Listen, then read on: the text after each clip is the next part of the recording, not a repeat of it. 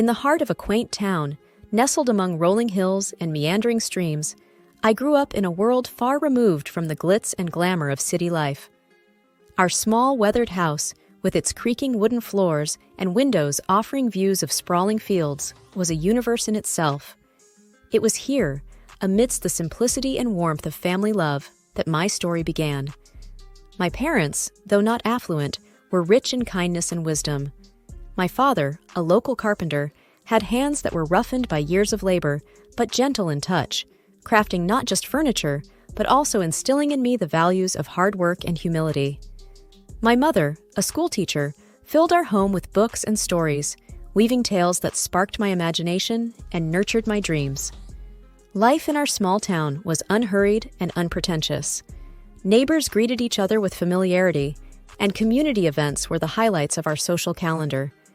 I cherished this life, finding joy in the small pleasures, the fresh scent of earth after rain, the rustling of leaves underfoot, and the chorus of birds at dawn. It was at the local library where I first encountered Mark. He was unlike anyone I had known, a visitor from the city, with an air of sophistication yet an unassuming nature. His family was well known in the business circles, their wealth and influence reaching far beyond the city's skyscrapers. But Mark, with his easy smile and genuine interest in my mundane tales, was a refreshing anomaly in that world. Our initial conversations were tentative, like two worlds cautiously orbiting each other. He spoke of city life, the fast pace, the endless opportunities, and the dazzling lights. I shared stories of my town, the annual harvest festival, the serene walks by the stream, and the close-knit community. In those early days, we would often meet at the old park bench by the lake, our conversations stretching for hours. The lake, with its placid waters reflecting the changing hues of the sky, bore witness to our growing connection, an invisible thread weaving our disparate worlds into one. "Anna," Mark said to me one evening, his voice tinged with a vulnerability I had not seen before. "I have always been surrounded by people who care more about wealth and status. But with you, I found a serenity that I didn't know existed. You've shown me a different way of life, one that's genuine and full of warmth." His words stirred something deep within me. "Mark, where we come from doesn't define us. It's who we are when we're together that matters. You've brought a new perspective into my life, opening my eyes to dreams I never dared to have." As our relationship deepened, Mark confided in me about his family, particularly his mother, a woman of elegance but stringent expectations. He spoke of her with respect, yet there was an underlying concern in his words.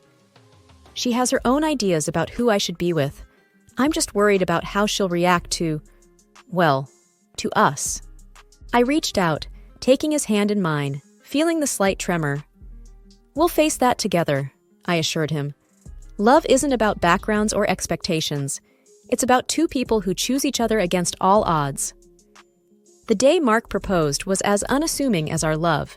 No grand gestures, just a heartfelt promise of a life together. As I looked into his eyes, brimming with hope and love, I knew this was just the beginning. The evening I was set to meet Mark's family, my nerves were on edge. The grandeur of their mansion loomed large as we approached, a stark reminder of the different worlds Mark and I came from. Mark held my hand, giving me a reassuring look. "Just be yourself, Anna. That's all you need to be." I smiled weakly, trying to quell the rising anxiety. "I just hope your mom doesn't think I'm out of place." Mark sighed, a hint of concern in his eyes. "Mom can be a bit much. Just remember, I'm here with you." As we entered the opulent dining room, Mark's mother, Marion, a statuesque woman with an air of austerity, greeted us. Her eyes quickly took me in, a flicker of disapproval passing over her face. "So, this is the young lady who's captured my son's heart. Interesting choice, Mark." Dinner was an elaborate affair, the table set with dishes I couldn't even name. Mark's mother, ever the gracious host, offered me a plate with a sly smile. "I suppose these dishes might be a bit too sophisticated for your taste, Anna. We can get something simpler if you'd prefer." I felt a flush of embarrassment, but managed a polite decline. "No, thank you. I'm always eager to try new things." As the evening progressed, Her comments grew more pointed. She eyed my dress, a simple but neat outfit I had thought was appropriate. "Is that what passes for evening wear in your town? It must be challenging to find good clothes on a modest budget." Mark jumped in, trying to steer the conversation elsewhere, but his mother was unrelenting. "Tell me, Anna, what do your parents do? It's always fascinating to learn about different walks of life." I answered, feeling the weight of her judgment. "My father is a carpenter, and my mother is a schoolteacher." "Oh, how quaint," she replied, her voice dripping with condescendence. "Hard-working people, I'm sure, but I suppose they couldn't offer you much in the way of a financial head start." The meal continued with her taking jabs at my small-town upbringing, my parents' humble occupations, and even my salary, which she had somehow learned about. Each comment was veiled in politeness, but sharp enough to cut. Mark was visibly uncomfortable, his attempts at defending me only seeming to amuse her more. As we left, Mark's father, Daniel, pulled me aside, offering a kind smile. "Anna, you handled yourself well. Don't let her get to you. She'll come around."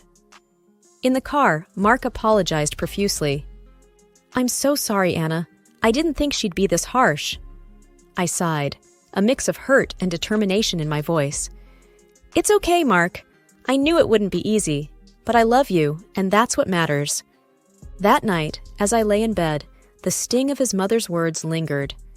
But beneath the hurt, a resolve was building. This was more than just about fitting in. It was a test of our love and my strength, and I was ready to face it head-on. As the wedding day approached, the air was thick with excitement and, unfortunately, growing tension. Marion, who had taken it upon herself to oversee the preparations, seemed to find a peculiar pleasure in belittling my ideas and choices at every turn. One afternoon, while discussing the wedding plans with Mark and his mother, the topic of the wedding dress came up. I had chosen a simple yet elegant gown that I felt reflected my personality. Mark's mother, however, had other ideas. "That dress, Anna? It's so plain. Don't you want to make a statement on your big day? After all, you're marrying into the family," she said, her voice laced with a patronizing tone. Mark squeezed my hand under the table, giving me a supportive look. "Mom, Anna looks beautiful in that dress. It's her choice, and it's perfect." But his mother was relentless. "Oh, Mark, let's be realistic. This is a high-profile event. People expect a certain standard. Anna, dear, you should consider something more fitting of our family's status." I tried to keep my voice steady, though I felt a sting at her words. "I appreciate your concern, but I really love my dress. It's special to me." Her response was a dismissive wave. "Well, it's your day, I suppose. But remember, it's not just about you. It's about how you represent us, too." As the days went by, her comments became more frequent and cutting. Marion criticized the flower arrangements, the menu choices, even the invitations. Each remark was a subtle dig at my background and my inability to meet her lofty standards. Mark and I had many conversations about this, often late into the night. "I can't believe she's being so difficult," Mark would say, frustration evident in his voice. "I wish she could just see how amazing you are, how you make me happy." I would lie there, feeling his arms around me, a mix of love and sorrow in my heart. I knew it wouldn't be easy, marrying into your family, but I didn't expect it to be this hard. The wedding day dawned bright and clear, a stark contrast to the turmoil churning within me. My parents and I had worked hard to make everything perfect, despite the constant criticisms from Marion. As I dressed in my simple but elegant gown, I hoped the day would pass without incident. The ceremony was beautiful, filled with love and heartfelt vows. Mark's eyes shone with affection and promise as we said our I do's. However, looming over the joyous occasion was the apprehension of the reception to follow, particularly the speeches. As expected, Marion took the microphone, her presence commanding the room's attention. The air was thick with expectation as she began to speak. "Ladies and gentlemen," she started, her voice loud and clear, "today we have gathered to witness the union of my son Mark with Anna, let's say, a person from a different circle." Whispers spread through the guests. I felt a cold shiver run down my spine. She continued, her words sharp and unyielding. While some may commend Mark for his charitable heart in lifting a beggar from the streets, we must be cautious. It's essential to keep our family's reputation and standards high, not let them be diluted by those who are clearly freeloaders, seeking to elevate their status by clinging to a family of higher standing. The room fell into a stunned silence. My parents looked at me, their faces a mix of shock and hurt. Mark's face was a mask of disbelief and anger. The guests, a mix of our friends and Mark's high society acquaintances, looked on uncomfortably, unsure of how to react. My heart sank, and a profound shame washed over me. Her words, so cruel in public, were more than just insults. They were a deliberate attempt to shame and belittle me in front of everyone we cared about. As she concluded her speech with a forced toast to our future, the applause was hesitant and muted. The room was enveloped in an awkward silence, the joy of the occasion marred by her venomous words. Mark stood up, his voice trembling slightly. "I'm sorry, Anna. This isn't what I wanted." His eyes were apologetic, filled with a mix of love and sorrow. I looked around at the shocked faces of our guests, feeling incredibly humiliated. The weight of her words hung heavily in the air, casting a shadow over what was supposed to be the happiest day of our lives. The atmosphere at the reception was still tense following the disparaging speech by Mark's mother, when his grandmother, Mrs. Eleanor, a figure of respect and authority in the family, requested the microphone. Her poised demeanor and serious expression immediately drew the attention of all the guests. "Good evening," she began, her voice clear and firm. "I have something important to say. Anna, you have faced unwarranted criticism today, criticism that no one deserves, especially not on their wedding day." I looked up in surprise, and Mark, beside me, appeared equally astonished. Mrs. Eleanor then turned towards Marion. "It seems we have forgotten our own past and where we come from. Let me remind everyone here, especially you, that before you were the lady of this house, you were a maid working under this very roof. It was here that you met your husband." A hush fell over the room. Mark's mother's face turned a shade paler, her eyes widening in shock and embarrassment. Mrs. Eleanor continued, her tone unyielding. "So, for a former maid to stand here and scorn someone for their humble beginnings and modest means is not only ironic, but deeply hypocritical." I could hardly believe what I was hearing. The room was engulfed in a stunned silence, every guest hanging on to Mrs. Eleanor's every word. You, who rose from poverty, should be the last person to judge or belittle another based on their background. We should be proud of Anna's integrity and strength, not deride her for it. The guests shifted uncomfortably, and whispers began to circulate. Marion sat motionless, the impact of Mrs. Eleanor's words evident on her face. In this family, we value character over wealth, kindness over status. Anna exemplifies these values, and I am proud to welcome her into our family, Mrs. Eleanor concluded, her gaze softening as she looked at me. The room erupted into applause, a stark contrast to the earlier muted response. Marion sat there, completely humbled, her earlier arrogance replaced by a visible sense of shame. To be honest, I didn't feel sorry for her. Mark whispered to me, "I never expected Grandma to stand up for us like this." I squeezed his hand, feeling a mix of relief and gratitude. "She's amazing." The rest of the evening felt lighter, the air cleared by Mrs. Eleanor's candid defense. Guests approached with warm congratulations and sincere smiles. I felt that they were all on my side. It felt damn good. As we left the reception, hand in hand, I felt a renewed sense of confidence and belonging. Mrs. Eleanor's words had shifted the dynamics, breaking the insidious plan of a cruel and not the smartest woman. The days after the wedding were heavy with an unspoken tension that hung over Mark's family like a dense fog.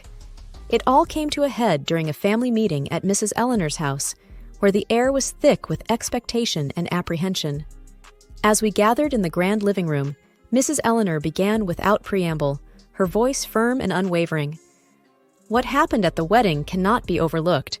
The way you spoke to Anna, it was disgraceful." She addressed Marion directly, her eyes sharp. Mark's mother, usually so composed, looked smaller somehow, her usual confidence diminished. "Eleanor, I've already apologized to Anna, she said, her voice tinged with a hint of defiance.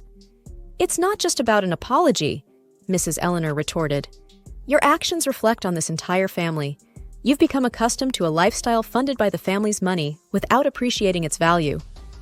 Mark's father nodded in agreement, his expression serious. My mother is right. You've lost sight of what's important. Mrs. Eleanor then laid out her decision, each word deliberate and clear. I've decided to cut off the financial support you've been receiving. It's time you start contributing to this family instead of just taking. You'll need to find a job and learn to live within your means. The shock on Marion's face was evident. She turned to her husband, seeking support. You can't agree with this? She can't just cut me off like this. But Daniel surprised her. I stand with my mother on this. You've gone too far this time. It's for your own good. Marion's eyes filled with anger and disbelief, her usual poise crumbling under the weight of her new reality. Mark, who had been silent, spoke up, his voice steady. Mom, Grandma's decision is harsh, but it's fair. You need to understand the impact of your words and actions. I sat there, watching the scene unfold, feeling a mix of sympathy and relief. Mark squeezed my hand under the table, a silent show of support. The meeting ended with Mark's mother in a state of shock, the reality of her situation slowly sinking in. She was obviously used to living at the expense of her family, and all thoughts of work caused her a migraine. I could barely contain a chuckle. As we left, Mark leaned in close. I never thought I'd see the day when Mom would be at a loss for words, but maybe this is what she needs to change. I nodded, feeling a cautious hope for the future. Perhaps this will be a new beginning for her, for all of us. The family reckoning had been tough but necessary. It was a pivotal moment that promised to reshape the dynamics within Mark's family, hopefully for the better. The honeymoon was a welcome escape for Mark and me. As we walked along the sandy beaches, the soothing sound of the waves provided a much-needed respite from the recent family turmoil. One evening, as we watched the sunset, Mark wrapped his arm around me. I'm sorry our wedding turned into such a drama, Anna. I wish things had been different. I leaned into him, feeling the warmth of his embrace. It's okay, Mark. It wasn't your fault. What matters is we're together now, away from all that stress. Mark sighed, looking out over the ocean. Yeah, but when we go back, we'll have to face the reality of my mom's situation. It's going to be tough for her. I nodded, understanding his concern.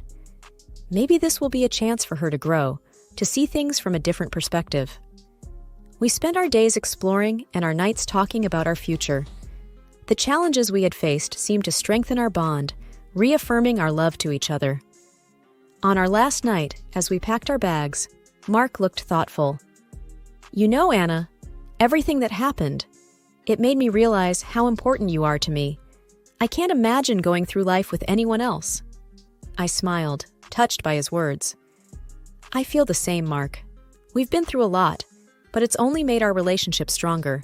We can handle whatever comes our way, as long as we're together. As we headed back home, I felt a sense of peace. The honeymoon had not only been a break from the chaos, but a time for us to solidify our bond, to prepare ourselves for the new chapter in our lives.